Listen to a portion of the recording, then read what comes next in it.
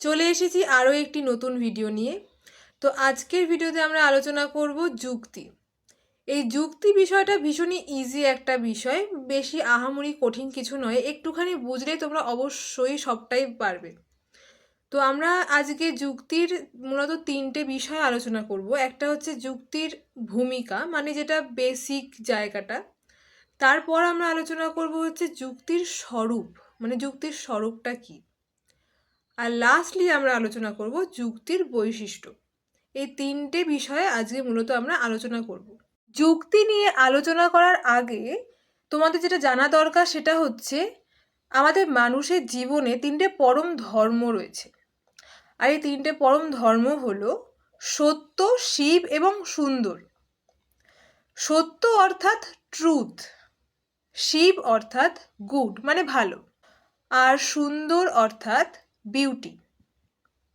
এবার এই যে এই সত্য, শিব এবং সুন্দর, এই তিনটি বিষয়ের সাথে কানেক্টেড বা সম্বন্ধযুক্ত রয়েছে। প্রথমে সত্যর কথা যদি বলি, সত্য বা ট্রুথ হচ্ছে লজিকের সাথে কানেক্টেড।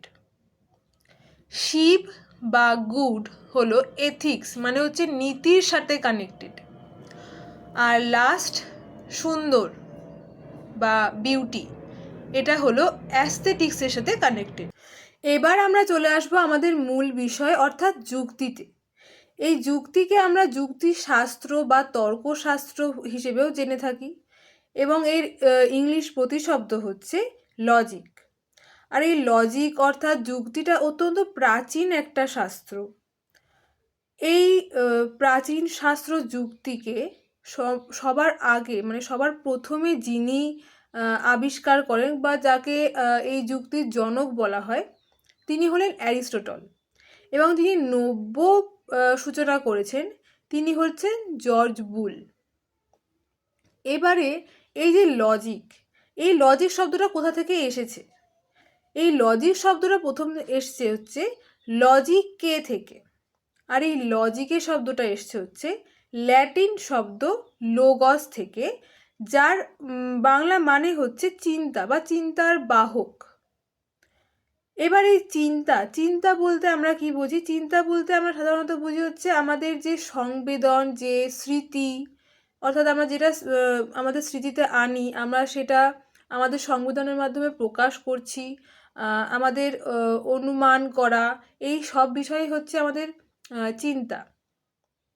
আর তর্কবিজ্ঞানের ভাষায় যদি আমরা চিন্তাকে আলোচনা করতে চাই, তাহলে তর্কবিজ্ঞানের ভাষায় এই চিন্তাকে আমরা বলবো হচ্ছে অনুমান করা বা বিচার করা। এবারে আমরা আসবো হচ্ছে যুক্তির স্বরূপে, যে যুক্তির স্বরূপটা কি। এই যুক্তির স্বরূপ নিয়ে আলোচনা করার আগে আমাদের সবার আগে জানতে হবে হচ্ছে অনুমানটা কি। অনুমানটা না জানলে আমরা যুক্তির স্বরূপটা বুঝতে পারবো না।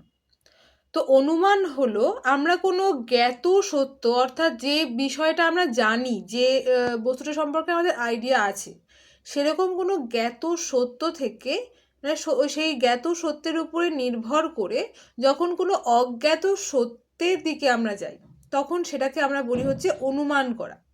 যেমন এক্সাম্পল দিয়ে আমরা বলতে পারি যে ধরা যাক যে দূরে কোথাও আমরা ধোঁয়া দেখতে পাচ্ছি। এবার ধোঁয়া দেখে আমরা তখন অনুমান করে বলতেই পারি যে নিশ্চয়ই ওখানে আগুন রয়েছে, তাই ধোঁয়াটা জ্বলছে। এবার আগুন যেটা, সেই আগুনটা কিন্তু আমরা নিজেদের চোখে দেখতে পাচ্ছি না, সেটা কিন্তু আমরা অনুমান করছি।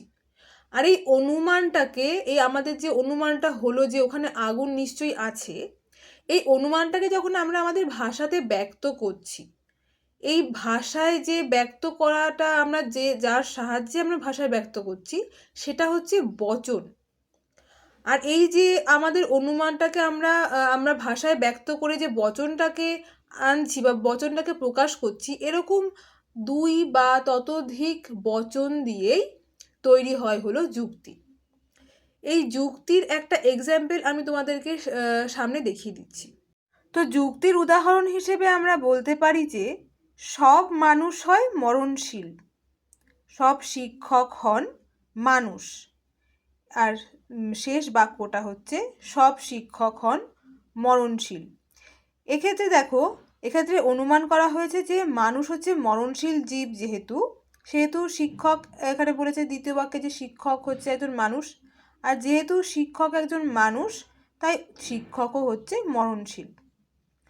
এক্ষেত্রে একটা বিষয় অবশ্যই লক্ষ্য করবে যে যুক্তির ক্ষেত্রে কিন্তু আমরা এক বা তার বেশি বাক্য ব্যবহার করে থাকি। প্রথম যে দুটো বাক্য সেই দুটো বাক্যকে আমরা বলে থাকি হচ্ছে হেতু বাক্য, আর তৃতীয় বাক্যকে বলে থাকি হচ্ছে সিদ্ধান্ত। এবারে আমরা আলোচনা করে নেব আমাদের আজকে লাস্ট টপিক যুক্তির বৈশিষ্ট্য নিয়ে।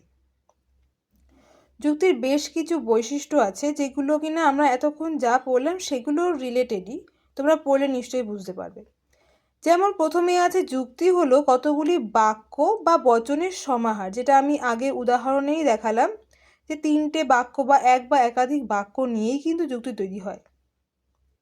এই যুক্তির দুটি অংশ, একটা হচ্ছে হেতু বাক্য আর একটা হচ্ছে সিদ্ধান্ত, যেটা আমি এই উদাহরণেও বলেছি যে প্রথম দুটি বাক্য হচ্ছে হেতু বাক্য এবং সিদ্ধান্ত হচ্ছে শেষের বাক্যটা।